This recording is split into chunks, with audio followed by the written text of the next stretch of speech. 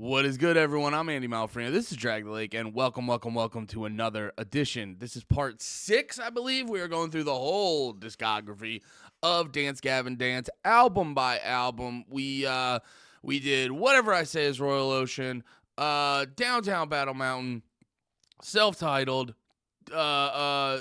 Happiness, Downtown Battle Mountain 2. So that means we are on to Acceptance Speech.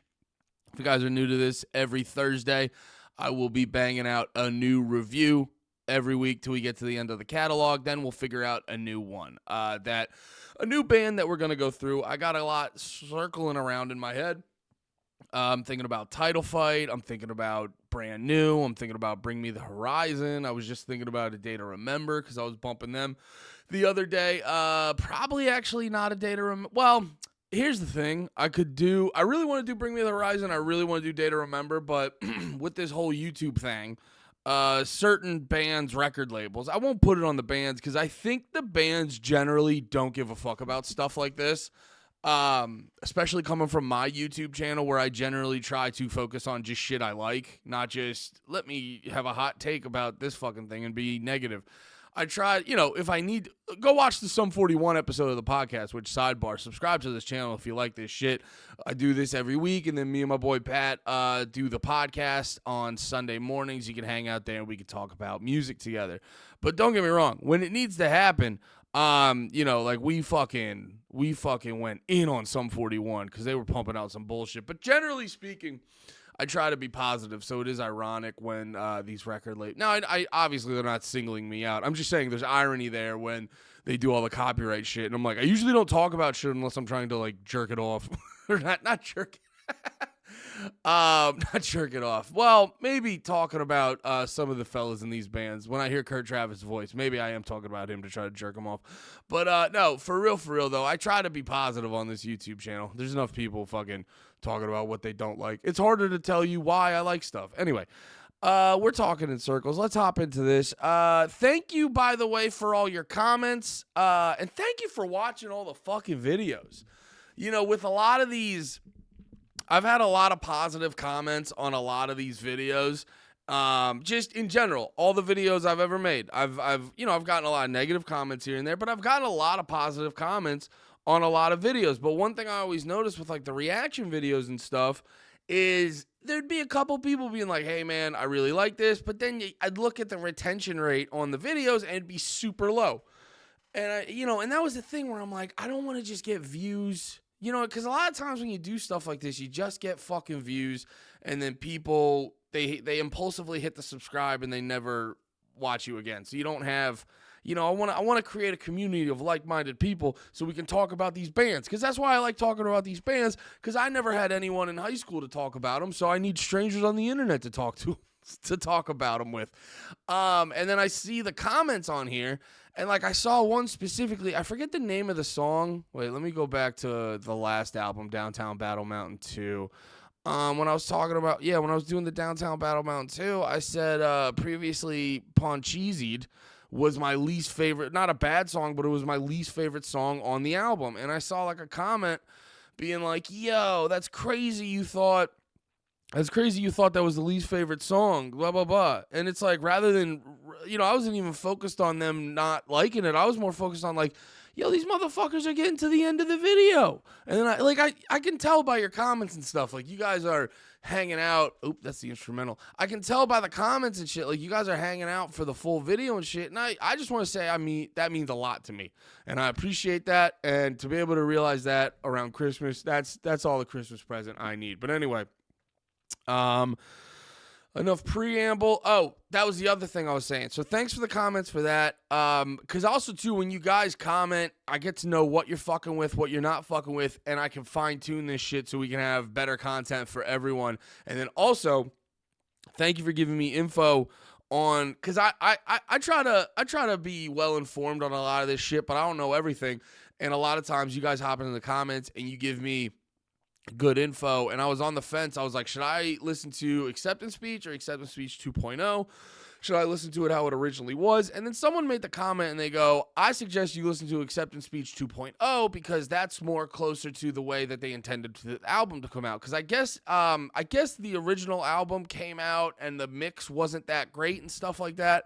So I would rather, because, mix is an important thing to me. I've talked about it before where that's why I switched over to listen to these on Spotify, because the mix on YouTube, especially on some of these albums that are, some of these albums are 10, 15, 20 years old. And then they get they got uploaded to YouTube like 15 years ago, and it's going to be a compressed version of the song, and it's not going to sound as good. So I do want to listen to these albums at the most optimal way to listen to them. But let's do the damn thing. Sorry, I didn't know what was on my screen when I pulled this up. But let us do the damn thing. Before we hop into these videos, I like to catch everyone up to where we're at. So basically, where were we at last time? Let me pull this up. I apologize. So as we know, we just finished Downtown Battle Mountain 2. They tried to get Johnny Craig back in. He was and actually, I was saying this when I was talking about it last week. I'll catch you guys up. I actually kind of don't blame, like, when they kicked Johnny Craig out the first time, that was almost completely on him. You know what I mean? But, like, now reading through this one, basically the long and short of it from my perspective was they maybe shouldn't have, I don't want to sound negative, but, like, I don't know if they had negative intent or evil intent. Evil sounds so dramatic, but you guys get what I'm getting at.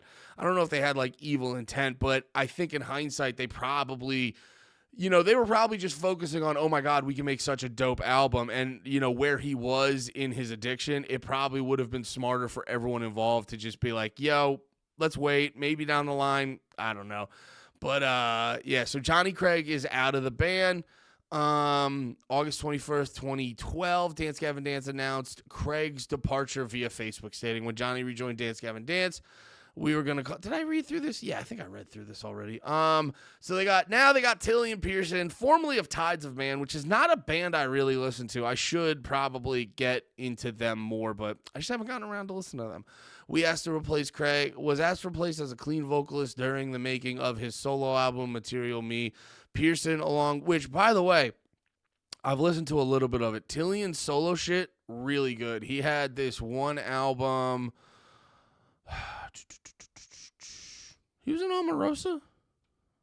No shit. Wait a minute. What bands was he in? I didn't know he was in all these bands. No. Pearson formed progressive band Tides of Man. Sayerson, following the on-speech report, Tides of Man, singer revealed that he was working on material with American post-hardcore bands. They reached out to him to record a demo, to which he agreed and recorded Promises in January 2011. Pearson flew to California. Okay, so he wasn't, like, in Omarosa. Oh, okay. He couldn't tour with, he had a commitment with Omarosa. No shit. Oh, that's so funny. Did he... Wait a minute. Okay, sorry. Let's read this Sayerson thing really quick. Following the announcement of Pearson's departure from Tides of Man in December, the singer revealed that he was working on material with American post-hardcore band Sayerson. The band's members, Alex and Bo, reached out to Pearson asking him to record a demo, which he recorded Promises. In 2011, Pearson flew to California to rehearse and decided to record more material. Sayerson was subsequently offered to record vocals for their third studio album. However, Pearson was limited to recording with the group. The album with Pearson never came to fruition due to his commitments to touring with Omarosa and forming his band Archive. Sayerson went on to go on an indefinite hiatus, later rejoining the original lead vocal. Damn. So this dude Ben, that's so funny. That's so funny. He like a lot of his bands are replacing the like top tier emo vocalist. And like Anthony Green and Johnny Craig, when I was growing up, you couldn't find two better emo vocalists. Like in that sort of realm, you could definitely point at, like, I think Brian Brandon Urie is one of the best voices in this genre, but they kind of blew the fuck up. And bands like this kind of stayed in that mid-range area. Pearson in the 2013 interview, Pearson explained why his relationship with Swisher fell through. They flew me out to California. I did a bunch of practices and recorded 5 demos. A few months later, I came back and did some writing sessions. Time just stretched and stretched after that. It was a complete maybe for almost 2 years. They would send me demos every few months during the span. I also toured with Omarosa and did a couple months of writing and recording demos with them. It wasn't until I was doing the music video for Up in the Air for my solo project when Swisher told me they're probably going to do something instrumental. Oh, okay. So there was never really, it doesn't seem like there was any really like, hardcore. It was like a lot of like, we'll feel it out. I mean, it makes sense that they kind of like went on a hiatus right after that. That's probably why they were kind of like, they had cold feet with some shit. April 2011, American post-hardcore band Omarosa announced the departure of their lead vocalist, Johnny Craig. Pearson, who had just left his band Tides of Man, was offered to temporarily tour with the group for the remainder of their 2011 tour dates. During this time with Omarosa, Pearson recorded multiple demos with the band. In February 2012, it was revealed that Pearson was no longer associated with Omarosa. So that's funny. Almost replaces Anthony Green and Swisher, replaces Johnny Craig and Omarosa for a tour, and now replaces Johnny Craig and Dance Gavin Dance. Dude, that's kind of crazy. I never even fucking knew that. Good for Tillian.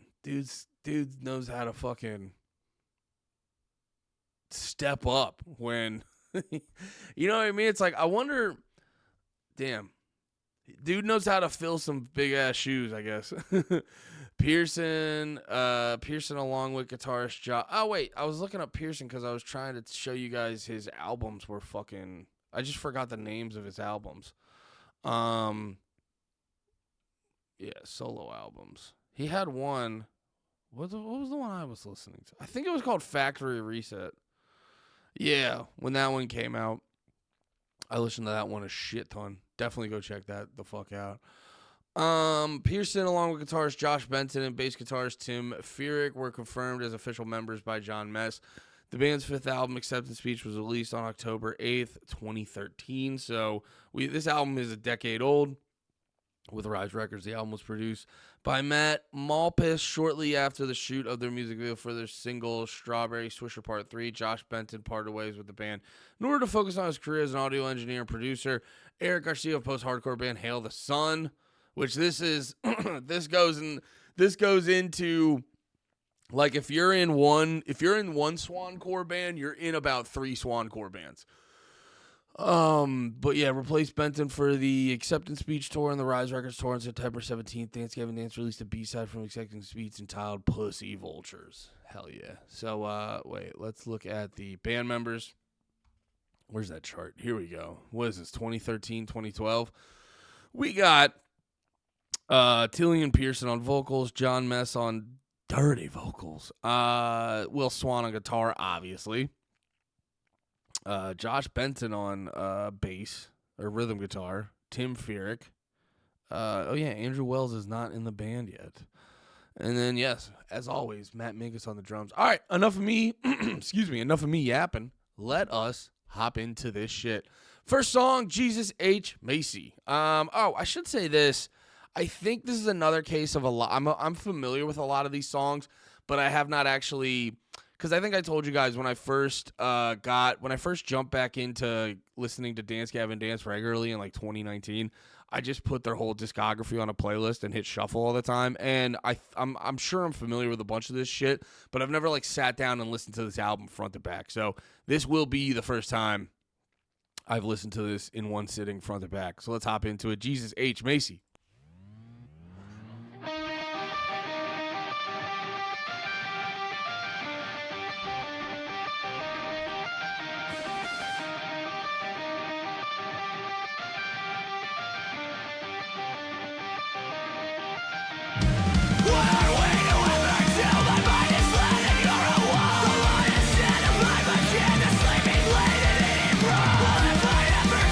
Straight, I think I'm dead and every blow.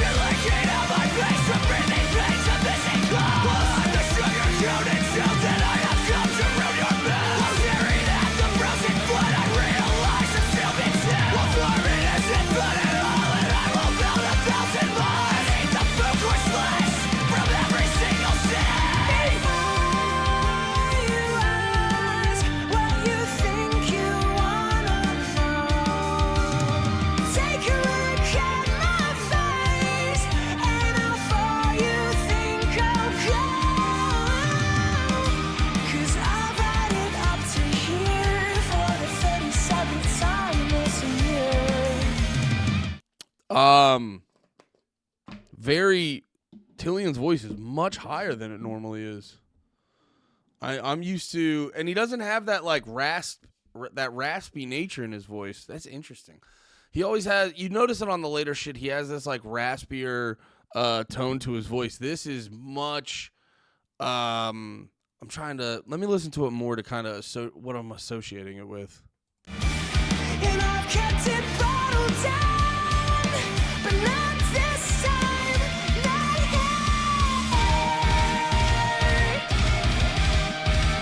'Cause I'm fucking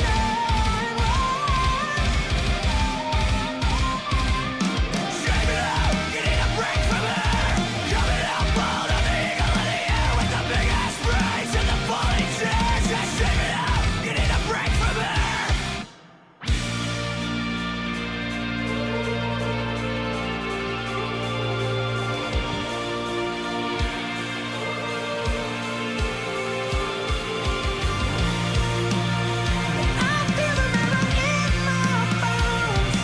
Oh yeah, this song. I was like, I recognize this. I'm starting to realize this is the beginning.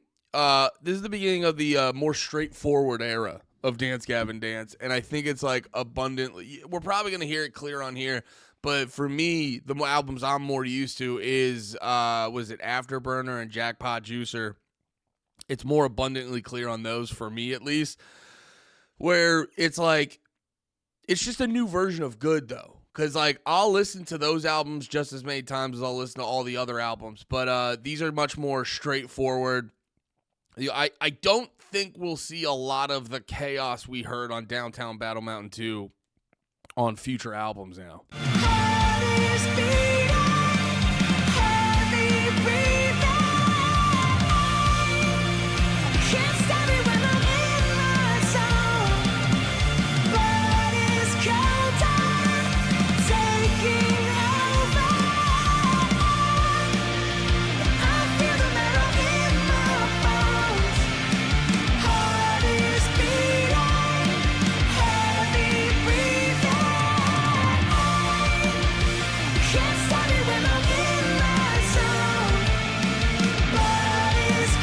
You can hear it in the guitars too. You can hear it in the guitars. They're not and I'm not shitting on it. I'm just pointing out a noticeable shift in playing style. At least on this song.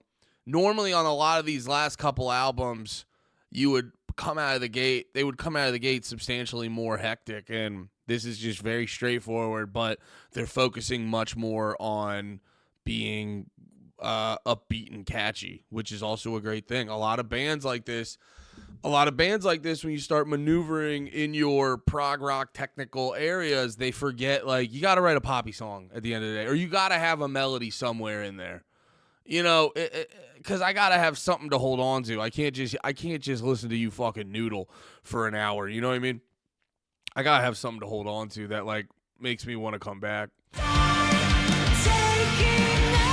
Or not just makes me want to come back, because I know, like, a band, I always bring this band up, where, like, August Burns Red. I always come back to August Burns Red, because they play a bunch of cool shit, but their songs don't have the type of personality that I like. And they don't have these, like, catchy melodies or anything to hold on to that give it the personality that I prefer. Cover the blast, record everyone, make the best. Positional strategy, split one disastrous like the sea. You see me arrive, shed my disguise. I thought you wanted to keep it alive, fight to survive. I thought you wanted to. You see me arrive, shed my disguise. I thought you wanted to.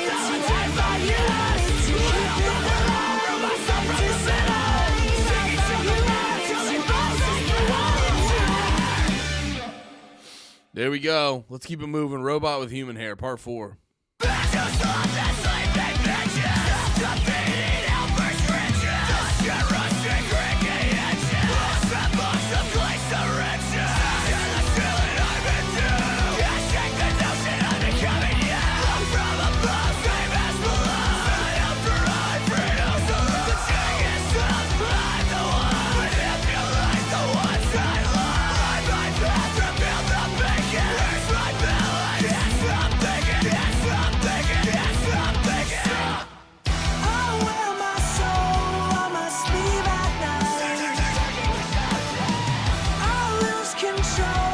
once again, a much more straightforward song structure. I gotta wonder, like, because I'm assuming it's Will Swan that really writes the songs and then everyone kind of comes in around it. That's my guess. I just got to imagine, like, when does this come out? This comes out they wrote it in 2012, I think, came out in 2013, maybe a year before that. I forget what it said. But you got to think, they've been a band since fucking, wait, let me pull it up over here. How long were they a band for? 05. Wait a minute. No, when did this album come out? No, that's right. 2012 was in my head because that's when Johnny Craig left. Album comes out end of 2013. They've been a band since 05, so almost 10 years. At this point, it's 5 albums. You know, you got to think 5 albums of writing absolute pandemonium. And they're on a pretty good writing schedule. Because I believe they go, 07, 08, 09, 11, 13, 15, 16, 18, 20, 22. Like, they don't go much more than, they don't really go more than 2 years an album. And I wonder if there was part of Will Swan that was just like, I can't keep, this is so fucking hard to do. Let me just streamline this a little bit. It's still great music. It's not, let me be very clear. I always say, like, hectic doesn't mean, like, just because it's complicated doesn't necessarily mean it's good. One of my favorite bands in the world is the Menzingers, and they have a very simple, straightforward songwriting process. But a lot of people like to associate the term simple with bad, and it's like, no. Some of the most simple shit in the world is pretty great. You know what I mean? I'm a pretty simple man, and my wife seems to like me. So, you know, there's a lot of great simple shit out there, dude.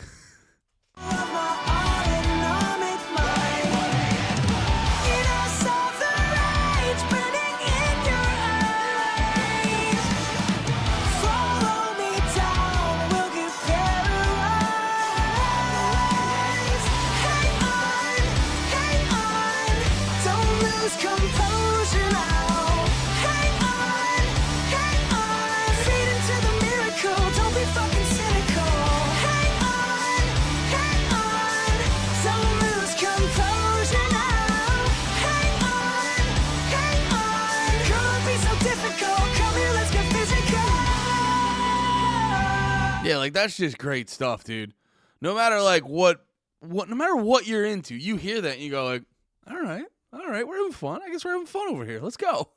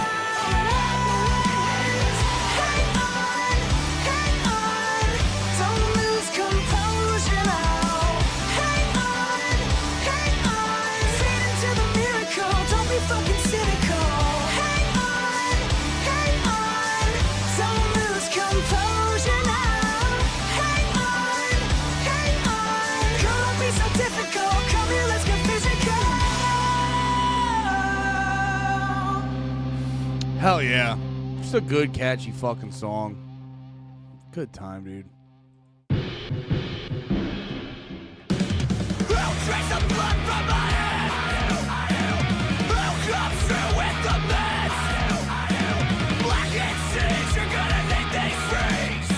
The comment is the pressure of industry. Who sleeps in the grease waxing tree? You swallow the scene, I heard that growth is getting weak. Wait, what's this time signature? Who drinks the blood from my head? Who comes through with the mess? Black and sage, you're gonna need these freeze. The comment is the pressure of industry. Who sleeps in the grease waxing tree? You swallow the scene, I heard that growth is getting weak. Who takes the line? Corks my mind.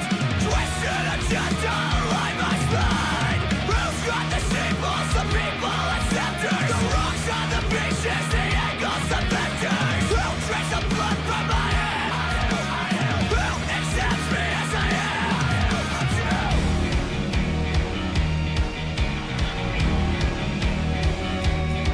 I like that rhythm. Cause coming from a place of, I told you guys a bunch, I used to play the drums.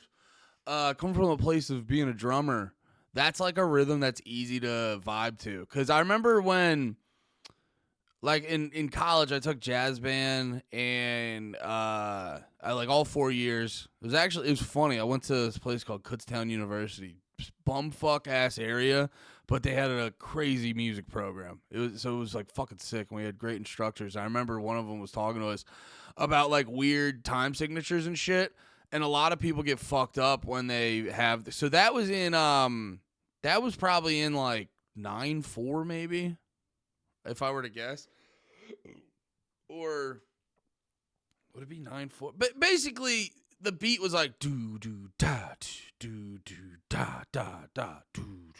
Like they had an extra eighth note on the end of it, I think. But regardless, I figured, because that this actually like goes into my thing, is figuring out the time signatures and figuring out that math. It's like fun if you're a nerd about it, which I am sometimes, but it's annoying and it's exhausting and it's too much thinking. And when you play like for me, when I would be like jamming or whatever, music was more fun when it was like a reaction to just like, because that's why I like the drums. I would hear music and I would kind of just play what I thought would make sense right there. And it was a very reactionary thing. And when you're overthinking on time signatures, it's hard to do that because it's hard to just kind of feel the moment. So when you can have a weird time signature that also grooves, you can just kind of like feel it out. So that one, you could just kind of groove out to it as long as you just play to that rhythm. Like I remember one time, what the fuck was it? Like when I was in marching band in high school, there'd be these random parts where they'd have these just 5/4 measures, where a normal measure, 4 beats to it, each beat equals a quarter note, and then you'd randomly have like a 5/4 measure, and it'd be like some quick shit here and there. Or what was it? Oh yeah, it would be like a 5/8 measure where you'd be going, and then it would be like 1 2 3 4 5, that's hard to do. And I think in that one part I'm remembering we were hitting like accents or something. So I remember our drum instructor, he goes, just say hippopotamus. And we're like, what? And he's like, hippopotamus. So I remember, because we're just hitting downbeats. So like we start marching around, then we get to that part and we just go hippopotamus, hippopotamus. It's just for like 4 measures. And it's just, so you don't have to think. Because that's like the worst thing you could do is think too fucking much in a song like that. Because then you get thrown off and you get fucked up and you can't get back in it.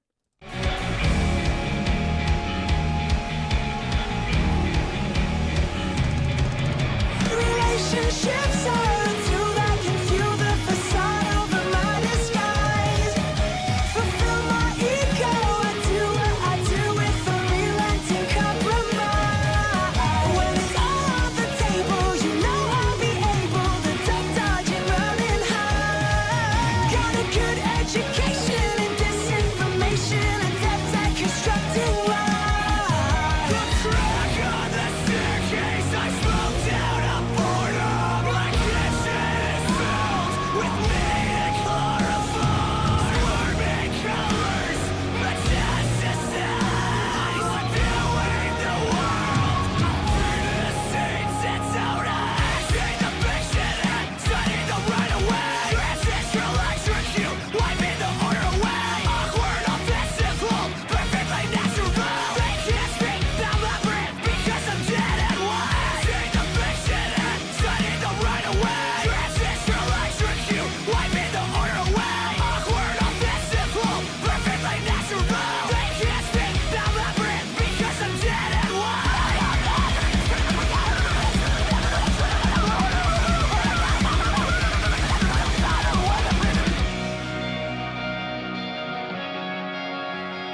just as I keep hyping them up for being straightforward, they throw a curveball like that. But that's why you fucking like them. Yeah, man. This album is fucking bumping.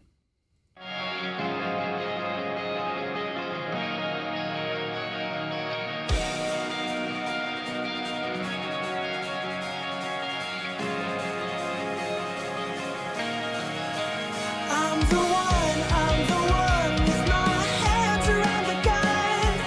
I am not afraid, I am not afraid. I'm the one with my hands around the gun. I am not afraid, I am not afraid. I'm the one with my hands around the gun. I am not afraid, I am not afraid. I'm the one with my hands around the gun. I am not afraid, I am not afraid. I'm the one with my hands around the gun.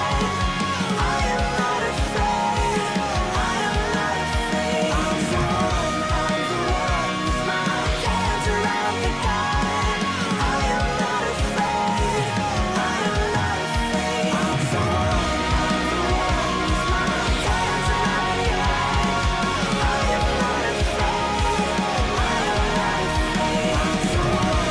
I'm the one with my hands around the gun. I am not afraid, I am not afraid. I'm the one with my hands around the gun. I am not afraid, I am not afraid. So I'll die alright. Woke up in a new Bugatti. Woke up next to Johnny Yes. Doubling down on all the class, trying to remake TVM. We started the sound to Sacktown, bitch. You best be home by 10. Wait, I gotta look up that. I've made it very clear my feelings on rapping and Dance Gavin Dance. I forgot about that part. What does he say? I woke up in a new Bugatti, then I burned it. Woke up next to Jodi Aries. Wait, who is that? Didn't she kill people? Yeah, dude. I'd brag about that. Oh yeah, Jodi Aries is pretty as hell. She my hood bitch. All right, this is funny. Double it down on all the clowns trying to remake DBM. Oh, are they shitting on themselves? That's really funny. Man, you crazy. We started this sound from Sacktown.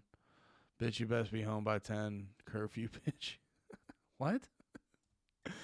Dance Gavin Dance is such interesting fucking people. We're like, what is that? What is that at the end of your song? Just been like, curfew's at 10, bitch. Oh, Sacramento. Okay, that's Sacktown. That's Sacktown, guys. Yeah, they're such an interesting band.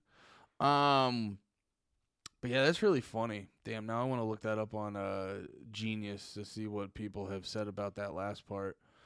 Cause I wonder, cause like, yeah, what's the line? Double, God fucking damn it.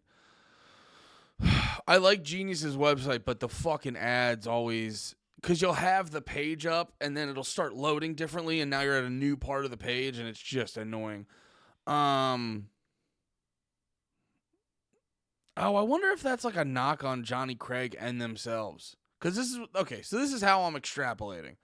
Let me, this is how, give me it, there we go. Thank you. This is how I'm overthinking this. Woke up in a new Bugatti, which is like the new band with Johnny Craig. Woke up next to Jodi Aries, which you could compare that to Johnny Craig to be like, yo, that's my hot senorita, because he was a hot little firecracker with the beautiful voice of an angel and shit. You know what I mean? You could get, like, all of us, fellas, let's be real, all of us could get got by Jodi Aries. You see her fucking romance you, bro. I could get got by this lady without a doubt, without a heckin' doubt. So he could be calling Johnny Craig Jodi Aries.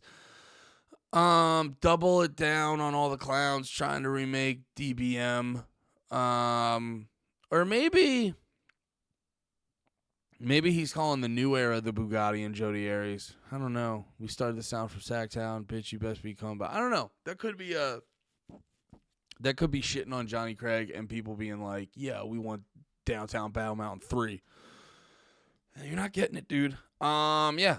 Fun stuff so far. Really cooking. Let's go into Carve. This is my brand and I judge you the fear. Baby, the glory of my story. Jumped inside the blender, now drink me. Baby, the glory of my story. Rage against the reflection. Baby, the glory of my story. Burn this shit, stay burning infection. Baby, the glory of my story. Wax and wait and wax and wait and what I still got the glory. Wax and wait and wax and wait and what I still got the glory. Yeah, turn on my right. Yeah, turn on my right. You know the price ain't right, and if I spend this time, then I'm a Forgot about this song. This is what I like about this is what I like when Gavin Dance does this shit, because I don't like sit here and go, they gotta get heavy. But like when they can do, because they have like riffs and screaming and stuff, but no one would ever call Gavin Dance like heavy. You know what I mean? For a band with screaming, it's like they don't really play breakdowns and shit like that. But you know, they do. They got their riffs and shit, but I do thoroughly enjoy when they actually get heavy and they have a part that you could conceivably hardcore dance to, because you don't really think about hardcore dancing to Gavin Dance. But when they bust one of those parts out, you're like, nice. I don't want to hear them overdo it though. Like once or twice on an album is fucking perfect for me. hard-witted actor man. Yeah, turn on my right hand. Push with your clout, pull the mud out your mouth, man. I'm only Christian and once mine. You come back once and then the second time for blood. Terribly wasted. You're coming to pieces. Let's get fucking naked and fall off the deep end.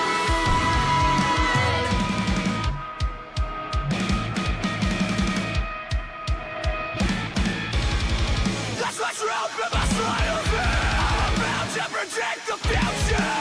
Any credit given will be slipped under the rug or reduced to the fine print. I'm only silent when you're asking questions. The simple answer is no, I wasn't present. All I see is a notion of replica. All I see in their eyes is my reflection. The world's a stage and I'm a wax and wane like the moon till they're lit like the sun. The world's a bitch and I manipulate it. You believe every word I say. Yeah, turn on my right. Yeah, turn on my right. You know the price ain't right, and if I spend this time, then I'm a award-winning actor, man. Great tone on that guitar too. It just sounds like heavy. Yeah, I like at this point too the variety of songs where we start off with two slightly more straightforward. Acceptance Speech got a little weird at times, and this is just kind of like a heavy song. The guitar tone on that is exceptional. Turn on my right hand. Push with your clout, pull the mud out your mouth, man. I'm only Christian and once mine. You come back once and then the second time for blood. Terribly wasted. You're coming to pieces. I'm actually kind of fascinated now how much worse this album sounded. Wait, let me go back real quick and just listen to this. I'll just listen to a part of this song on this version. This is my brand. Wax and wane like the moon till they're lit like the sun. The world's a bitch and I manipulate it. You believe every word I say. Yeah, turn on my right. Yeah, turn on my right. You know the price ain't right, and if I spend this time, then I'm a award-winning actor, man. Yeah, turn on my right hand. Push with your clout, pull the mud out your mouth, man.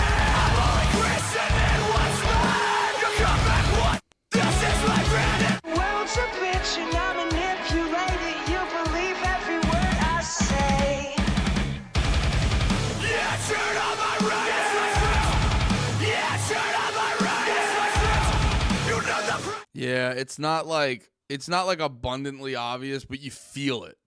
You're like, I feel like I got a good ear for stuff like this, but I'm not even like noticing it, like overtly, I should say. But just when you play it, here, we'll do another one real quick. When you just play it, it feels different.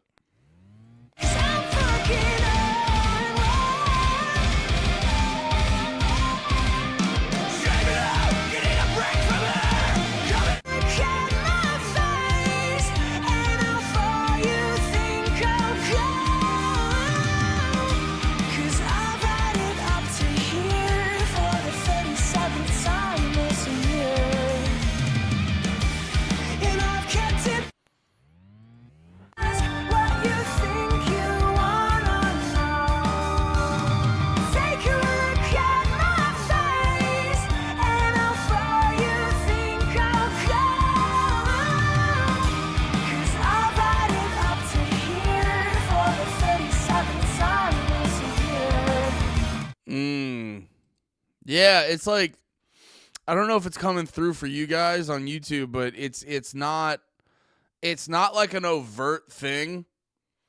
Like, I'm trying to think of an example. I can't think of a specific example of like a band where like like, obviously there's new bands where the mix isn't that great, but they're a new band and it's their fucking EP or some shit. Like when we were playing Whatever I Say Is Royal Ocean, it's like, yeah, dude, that was recorded in like 05, 06. It's their EP. They didn't have a label yet. It's kind of different. This is what, their 6th album or 5th? Royal Ocean, Downtown, self-titled, Happiness. Yeah, this is their 5th full-length 6th release. You'd expect it to be a lot better at this point. And especially, too, like, I think we were talking about that with Downtown Battle Mountain 2. And, like, all the albums are kind of like this, really. Like, Downtown Battle Mountain, I think the mix on that was eh. But everything after that, the mix was crisp and clean. And to have this, I could see it now, yeah. To have on the original release, to have it that way after you've had so many great, mixed albums, that'd be a bummer. I could see people being like, the fuck? This is my brand and It's a stage and I'm a wax and wane like the moon till they're lit like the sun. The world's a bitch and I manipulate it. You believe every word I say. Yeah, turn on my radio. Yeah, turn on my radio. You know the price ain't right, and if I spend this time, then I'm a award-winning actor, man. Yeah, turn on my right hand. Push with your clout, pull the mud out your mouth, man. I'm only Christian and what's mine. You come back once and then the second time for blood. Terribly wasted. You're coming to pieces. Let's get fucking naked and fall off the deep end.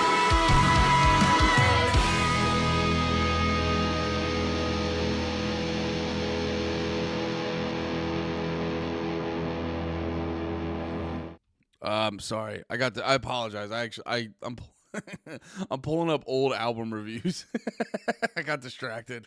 No, I'm just trying to see what people's vibe on the recording and like, what was the main beef or complaint with the recording, or was there one? You know what I mean? Was this just something that like was this something no one noticed and then Gavin Dance took it upon themselves, or was this something that people were like, yo, what the fuck? But anyway, Doom and Gloom, which is a great Every Time I Die song. Doom and Gloom. It's not what's the name of the fucking song? Every time. Doom. No, it's like Doom, Gloom. What the fuck? Oh, Jesus Christ. They're my favorite band. I don't know there's a space there. I'm dumb. What's the name of the song, though? This is going to bother me. I'm sorry, guys. I'm sorry. What's the name of the fucking song? What the fuck? This is a real song. I swear to fucking Christ. I'm going to be pissed. It's on Gutterford. Oh, they don't say Doom in it. It's Gloom and how it gets that way. Pull the car! Over your Friday the kids! Pull the car! Over your Friday the kids! One, two, yeah! Good ass song. Good ass song. Not their best album, but an underappreciated album, in my opinion. Anyway, Doom and Gloom.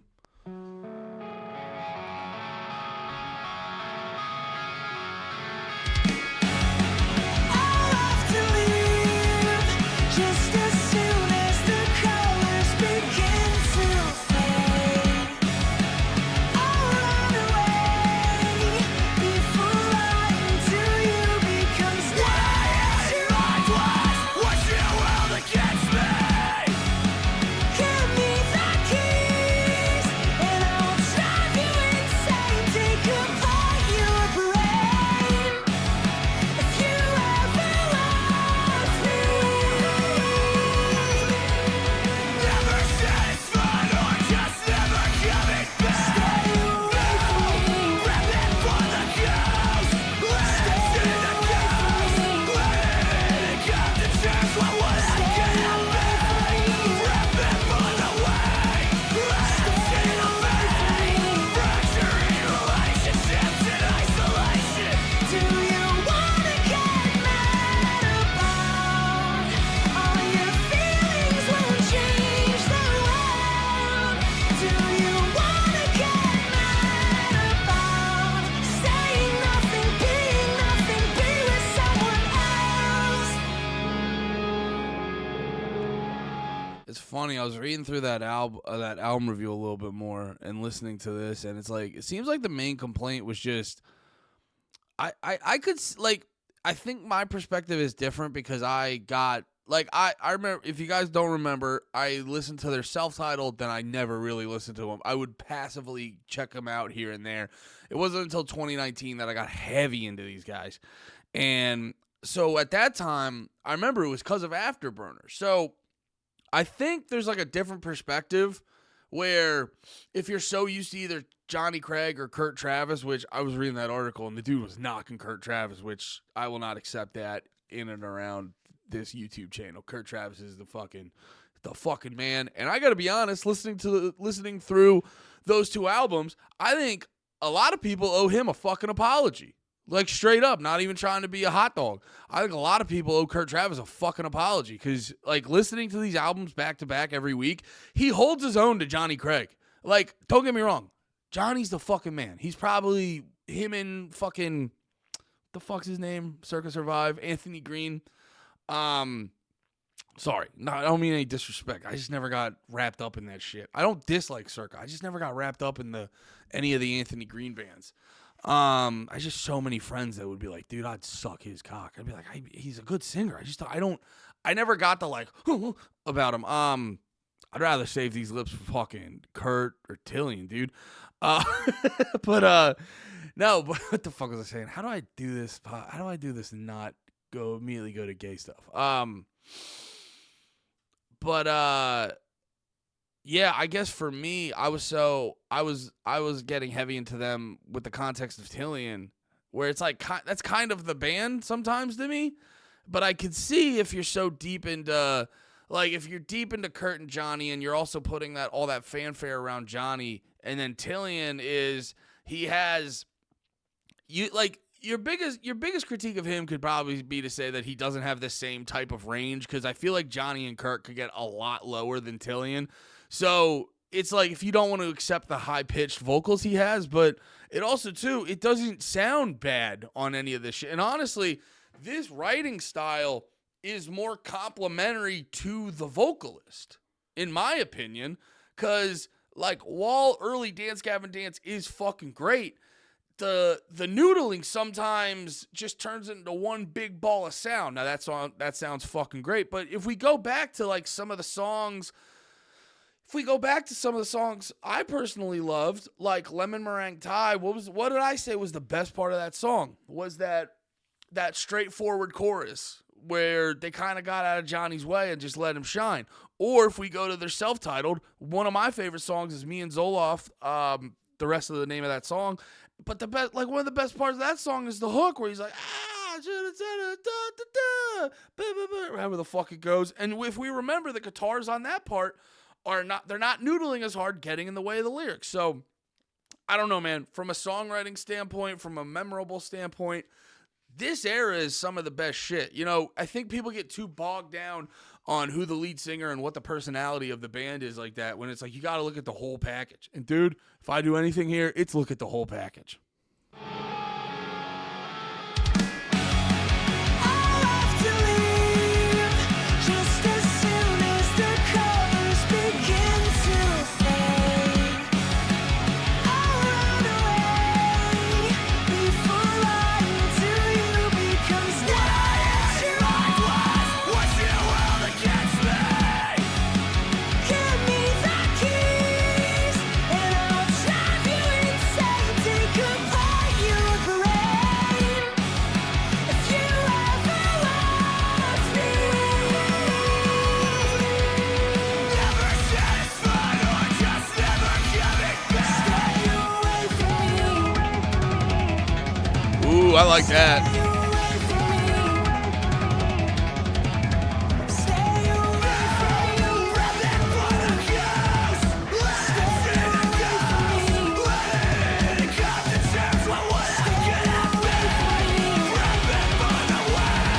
Living in the pain. Fracturing relationships in isolation.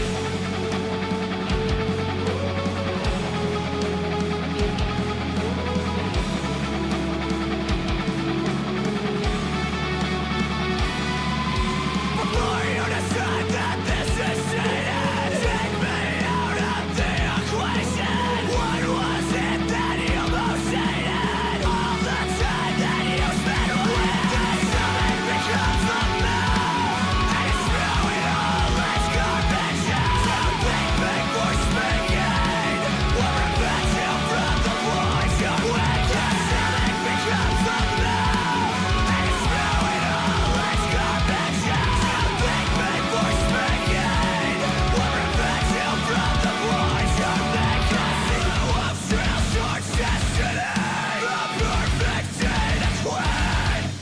The slow of trails in reverie, by my crooked shapes. Let's go.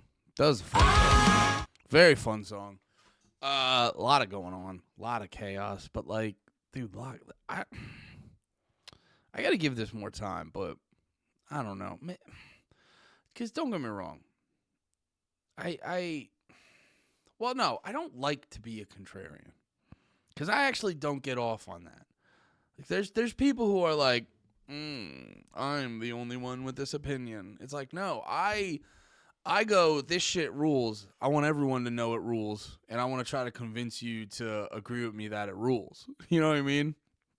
I don't get off on that.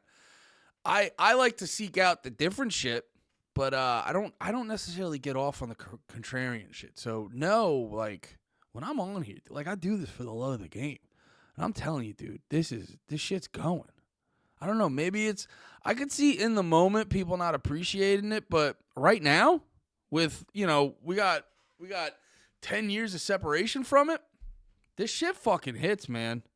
And I'll give people a benefit of the doubt. Maybe with that early mix, they weren't able to like appreciate it for what it is. But, you know, at least now, as they say on Drink Champs, bro, now with 2020 hindsight, give it its flowers.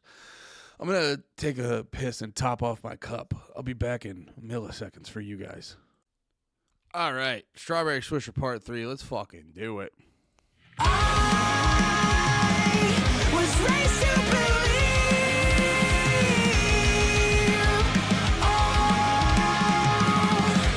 all that I read. Fall in line with me. It's all that I see.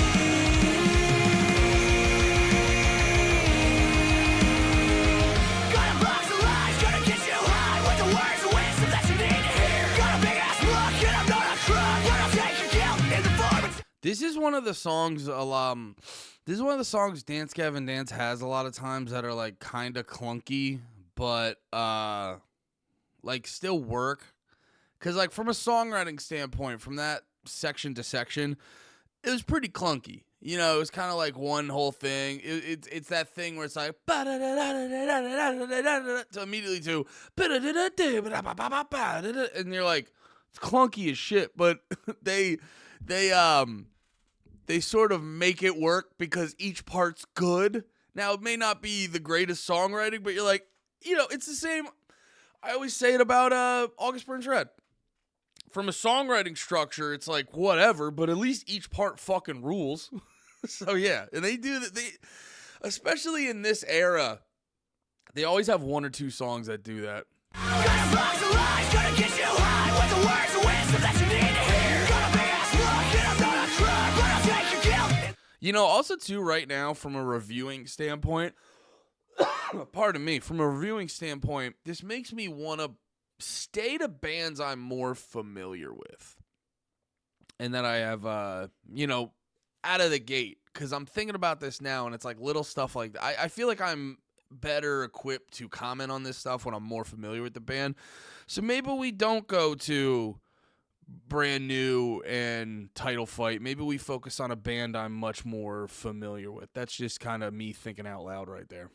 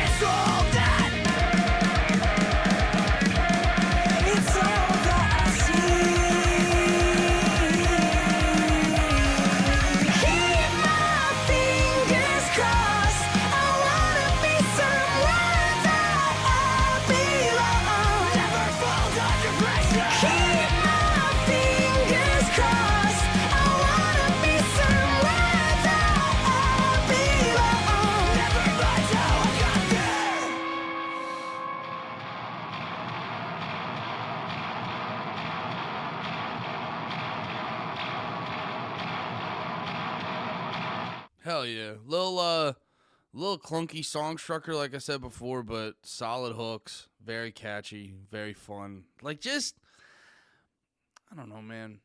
Like, I try to be, well, no, I'm not, I don't know. Sometimes I just don't think I'm fucking, I don't know.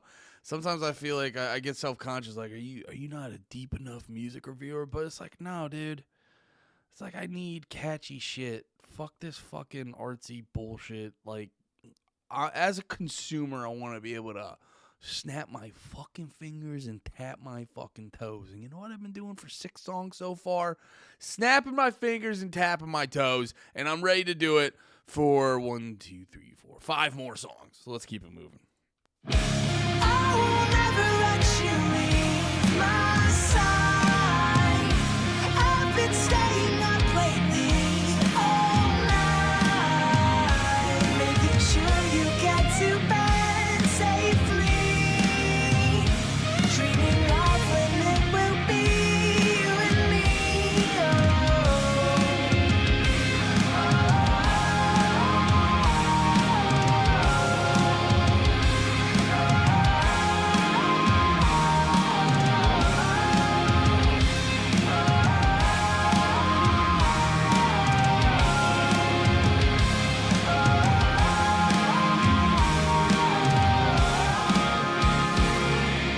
You go there and I'll go too. I'll be the one who follows you. Watch you sleep and watch you wake. Know your soul from moves you make. Be your rock, I'll be your guide. Without you it's suicide. Can't wait till the day we meet. Until then I'll watch you sleep. I'm just saying that Can't wait to catch you all alone. I'm just saying that Girl, then I swear I'll take you home. Whether you want it or not. Whether you like it or not. Whether you want it or not. Whether you like it or not. I will never let you leave my side. I've been staying up lately all night, making sure you get to bed safely, dreaming of when it will be you and me. I got the sickest picture of you in my mind. I get the strangest urges all of the time inside. Running this demonstration, road mixed with wine. I hope to follow through with you, 'cause the timing's right. Stuck inside the living room, take home faces growing too. Commenting is hardly rude. I can't monitor what I can say. All right, I'm going to keep it a buck. Not tapping my toes or snapping my fingers too much to this song. Talk about, this one is very clunky. This is the part of the album where it's do or die. You know, most bands can hit you with 6 and fuck you hard with them. And I mean that in a good way. Make love to you pretty hard with the first 6. But then it's like, yeah, then once you start hitting around 7, then it starts to be like, all right, let's make sure these aren't just the extra songs. So this one, I'll be straight up, a little clunky, not super catchy, but I think the rest of these are pretty strong from what I remember. Body count, competition, childhood memory, demolition. Slap your wrist, accept the sentence. Ain't my fault if I'm irrelevant. I'm just saying that Can't wait to catch you all alone. I'm just saying that Girl, then I swear I'll take you home. Whether you want it or not. Whether you like it or not. Whether you want it or not. Whether you like it or not. I'm always watching you. Hell yeah. Keep it going. Demo team.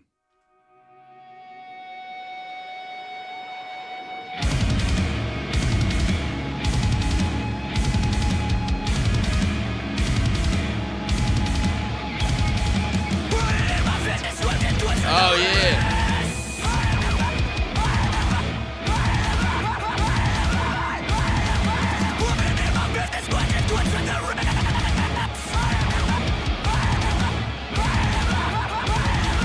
I'm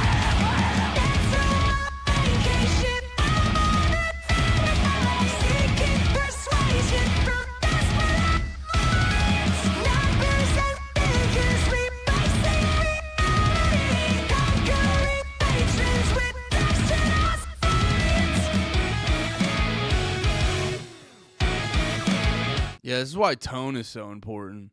Because, like, rhythmically, they're just going, or what's the rhythm?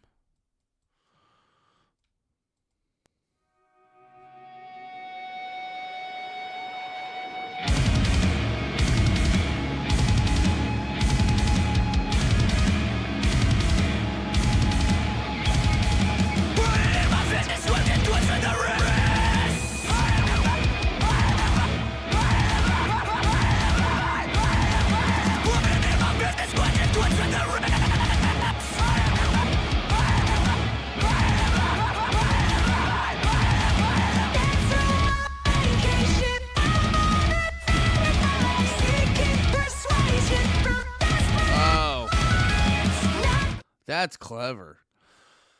Okay, that's why it's throwing me off, because they're just hitting 3 beats and then are resting for 3, right? It sometimes it's hard to catch the rhythm till like the lyrical, the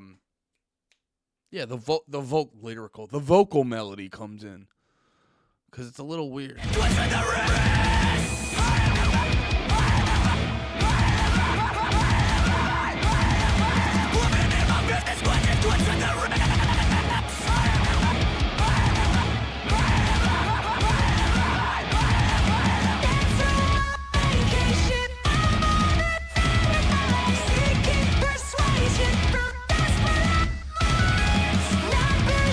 Wait, I gotta hear how this sounded on the original.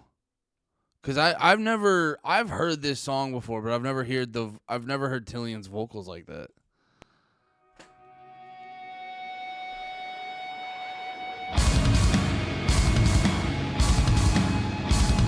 Jesus, it's so much, like, this is super obvious how much better it is.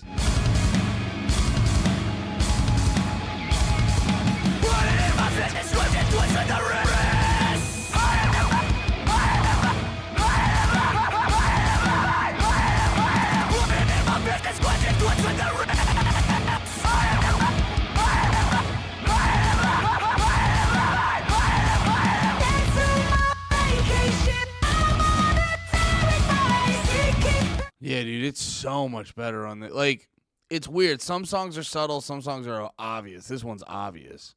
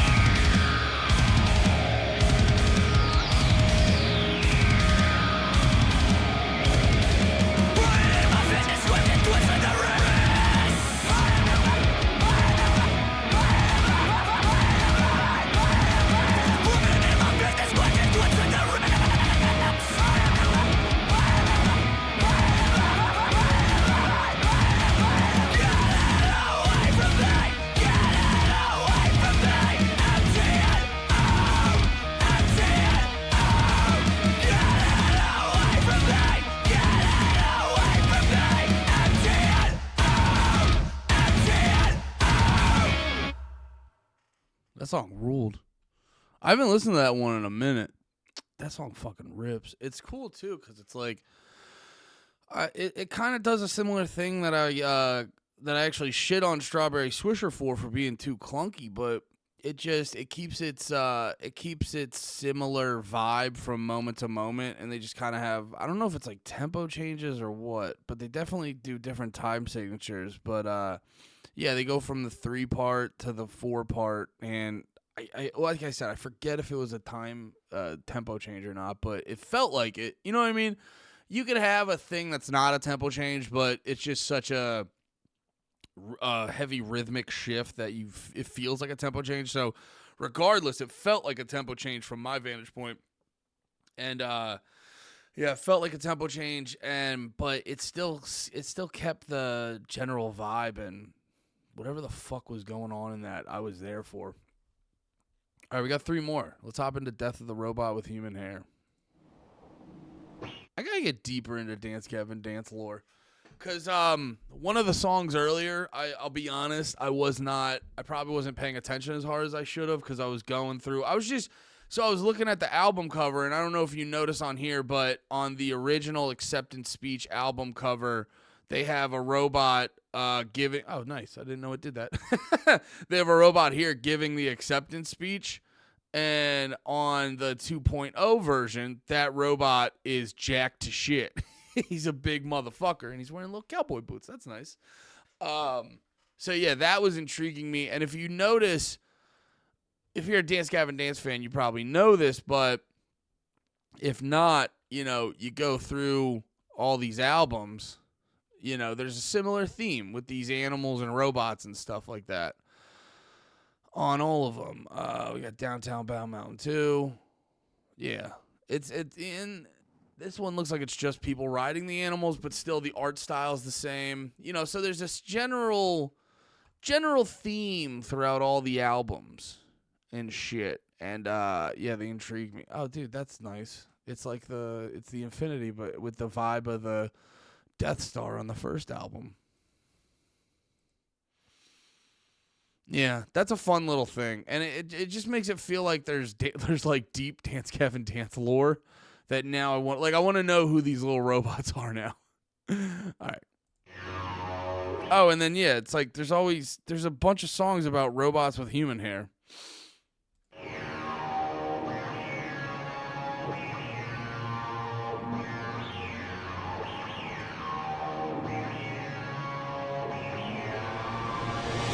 You won't realize it's over till you slip into unconsciousness and the moment takes over.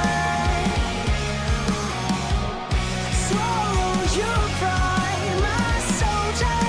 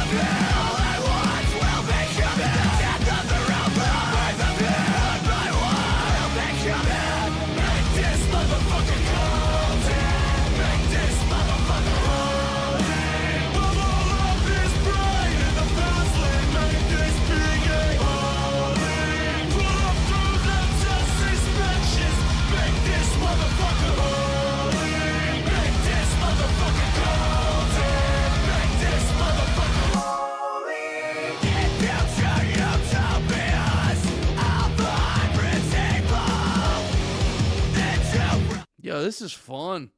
This is like, that last part really got me. It's just grooving. This doesn't sound like a Dance Gavin Dance song, but it sounds like they're covering some other band's song. I'm having fun with this.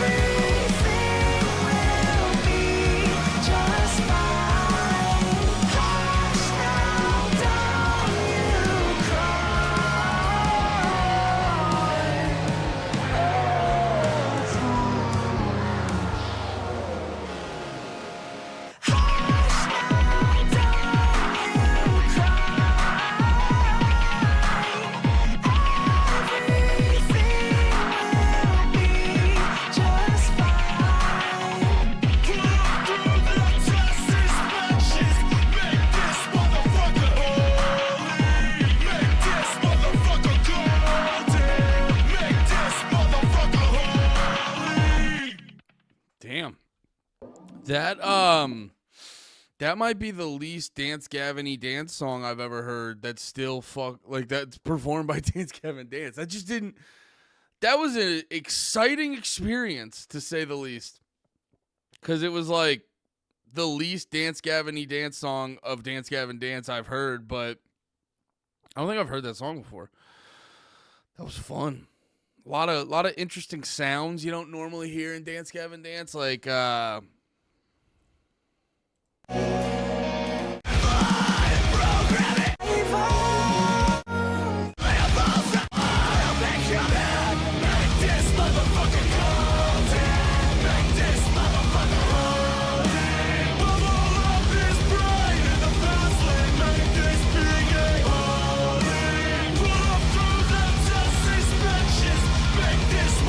yeah, like I can't.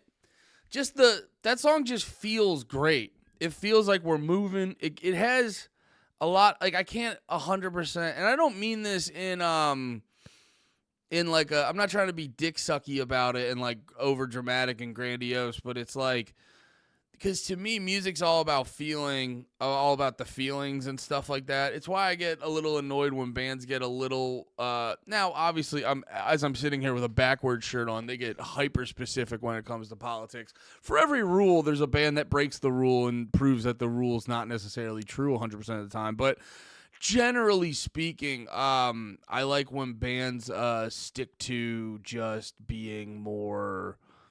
Just give me some good feelings and stuff like that. Or just give me the feelings you feel necessary right now. Not even necessarily good feelings, because there's some songs that are sad and they have melancholy overtones, and that's fun to listen to and shit like that.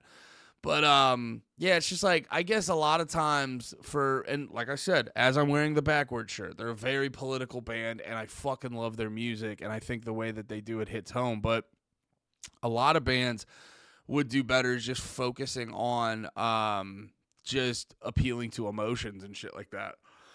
And just like when I hear this, it taps into, I can't fully explain it, but it just taps into this feeling that I want to have.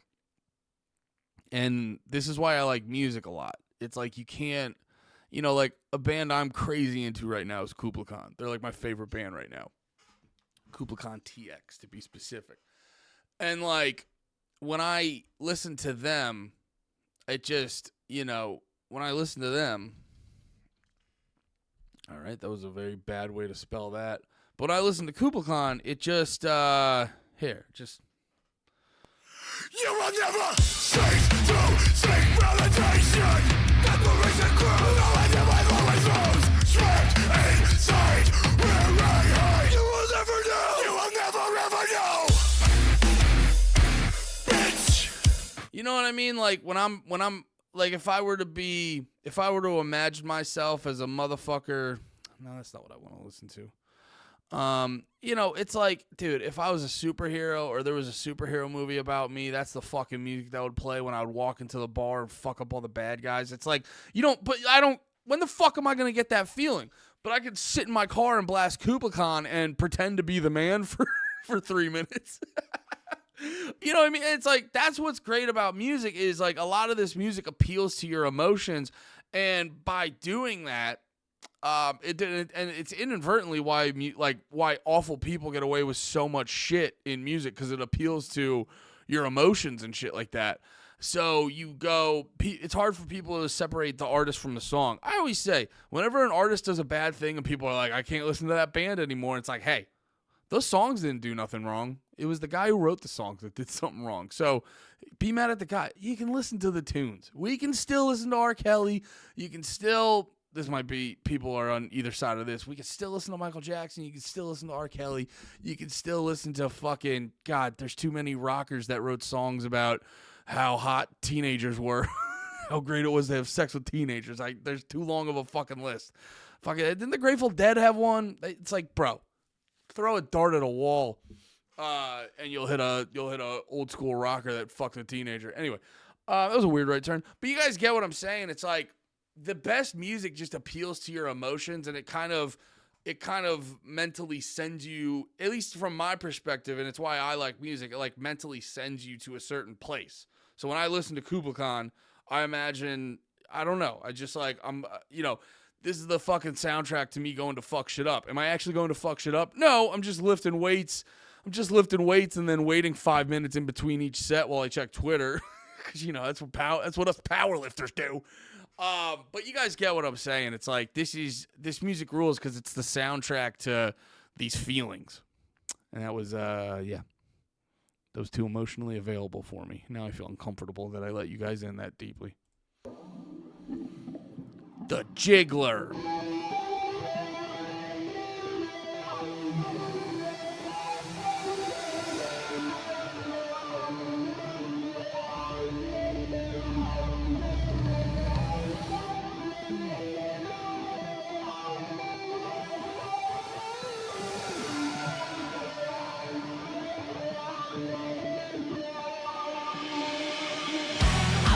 Twisting the knot, your little baby's a slut. I wanna love you, but this house ain't built for you. I think I'm panic a lot, not really sure what I got. I wanna love you, but this house ain't built for you. I'm sick of twisting the knot. So where's my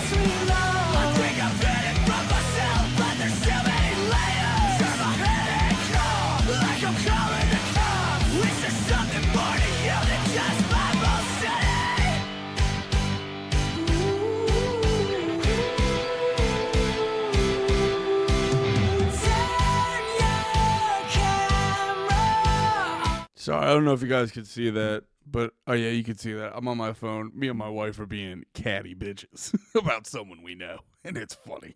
So I had to check. I can't tell you what we're being catty bitches about, but ooh, it's fun.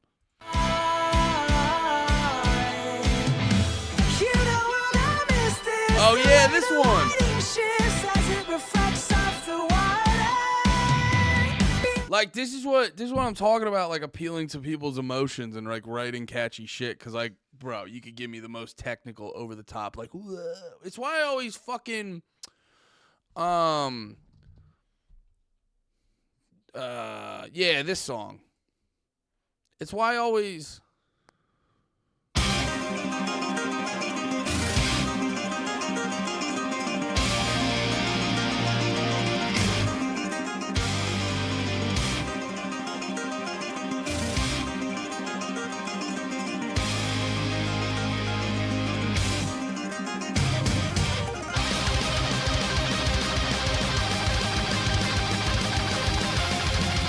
Now, don't get me wrong. When I first heard this, I was in high school and I was like, what? Oh my God. Then you see the fucking Guitar Hero videos of people playing this song on fucking Expert. And you're like, oh my God.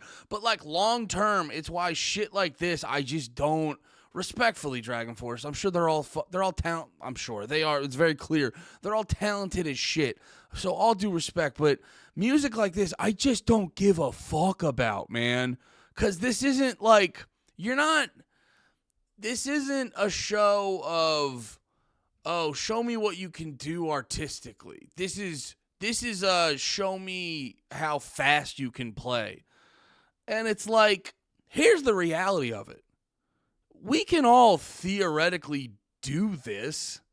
They're just, they're playing like they're not just playing scales, but I feel like if you slowed this down, it's not like you'd see these overly crazy, complicated concepts and stuff like that. And also, too, from like a drumming standpoint, I'm just listening to it like...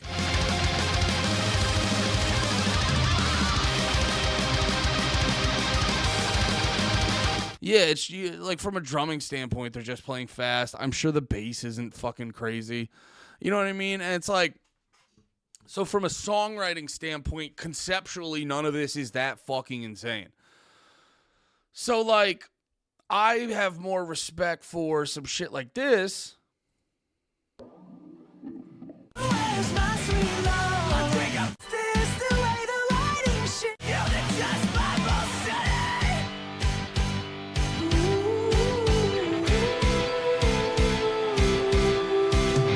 Turn your camera on.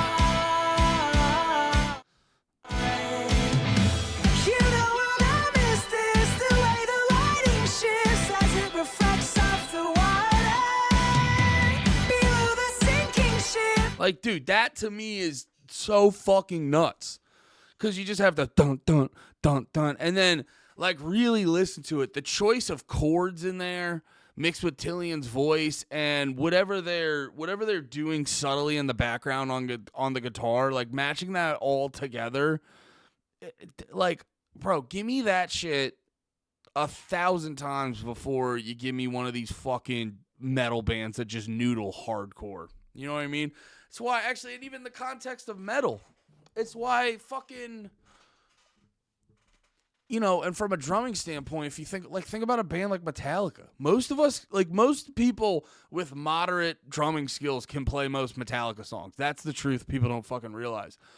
Lars Ulrich was never playing anything that complicated. Most of the time. Not all the time. Like, sometimes he was playing complicated shit, but most of the time he was never playing anything that complicated. And it's like, but it still fucking rocked. It fucking rocked and rolled, guys. Because it's more about the concept than just the technical aspect of it. Feel your fingertips slipping away. Can't shake the feeling now. How far we falling down? Like our best days are behind us. You're the revisionist and I'm the narcissist, drifting away.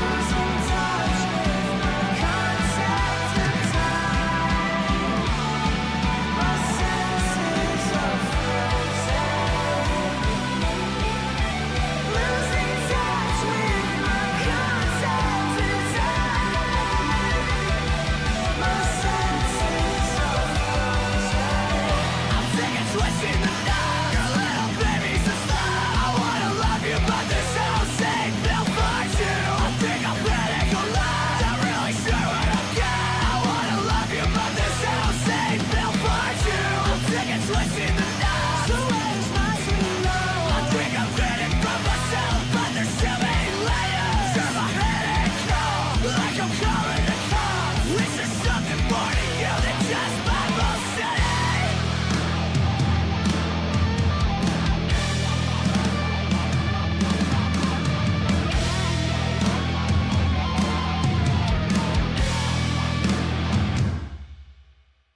Hell yeah. Good old all over the place Dance Gavin Dance song that still feels like one cohesive thought. They always give you 2 or 3 of those on an album, which I like, which I have a really good time with. Yeah, man. Kind of broke it down in the song, but front to back, just a positive experience. Let's end it out. Turn off the lights. I'm watching Back to the Future Part 2. Oh shit. A lot of continuations of previous songs on here. You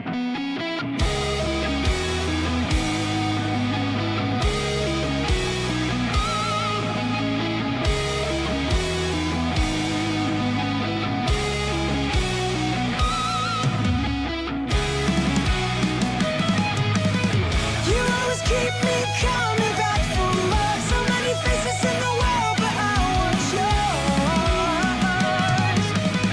So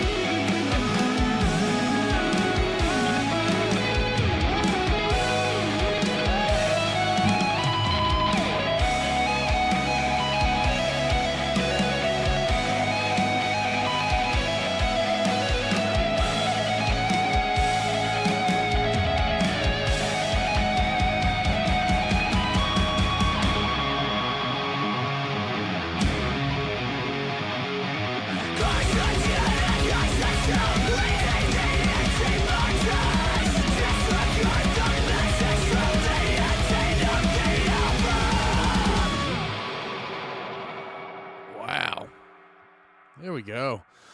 What a great way to end the album. That was such a good fucking song. There we go. That is Acceptance Speech by Dance Gavin Dance.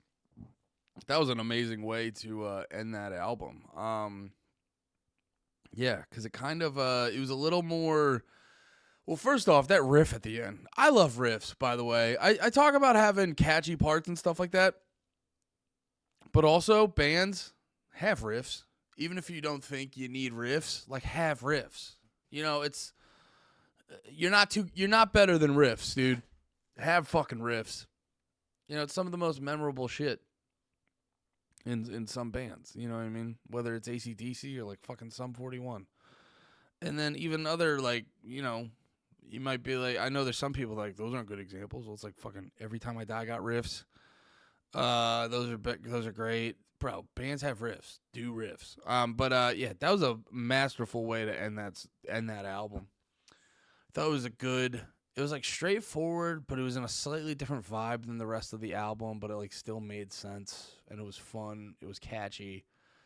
And it just had this like, because a lot of times people go save the best for last, and I go, don't do that. Put the, like, well, it's all relative. Well, especially with like bands. Like, you want to go pretty big out front. And then I think, like say you have a 30-minute set. I would say for the first 10, go pretty fucking hard. No, first 15, go pretty hard. Really fucking hard. Because let's be honest, like, most bands, if you have a crowd that's going to, like, fucking move, and they're going to be, you know, they're going to be pretty emotionally, like, full bold. So it's just like, let them bust, and then we can fucking hang out, have some chocolate, you know, cuddle in the sheets, and then it's like, oh shit, are you hard again? Well, let me just give you a quick little, and then boom, fun ending. But that second come not gonna be harder than the first, you know. But that first come not gonna be good if you just make them wait. So I don't think you should save the best for last. I think you should put all the best up front.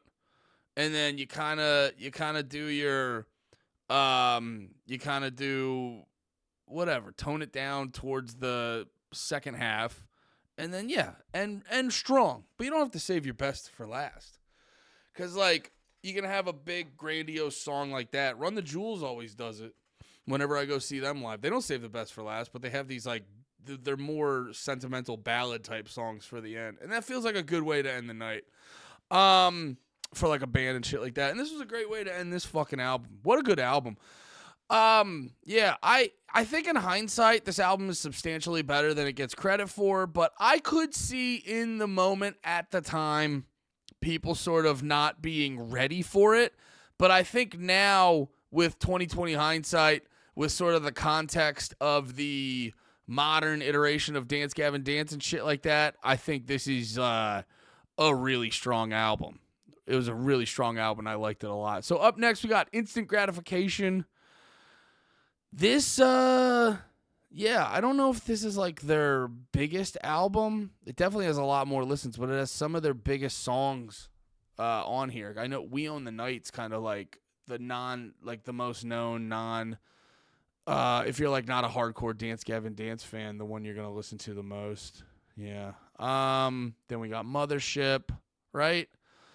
Artificial Selection, and then Afterburners. All right, yeah, we're hitting the stride of my least familiar with Dance Gavin Dance content. But yeah, there we go. I hope you enjoyed it. Thanks for hanging out. Come hang out, watch the stream, do all the stuff, but most importantly, have a Merry Christmas, have a happy holiday, fucking sick ass Kwanzaa, dope ass Hanukkah, all the fucking things, dude. If I'm missing anything, all of them. But unless you're a furry, then get the hell out of here. All right. I love y'all. Have a good one. Be about it. Peace.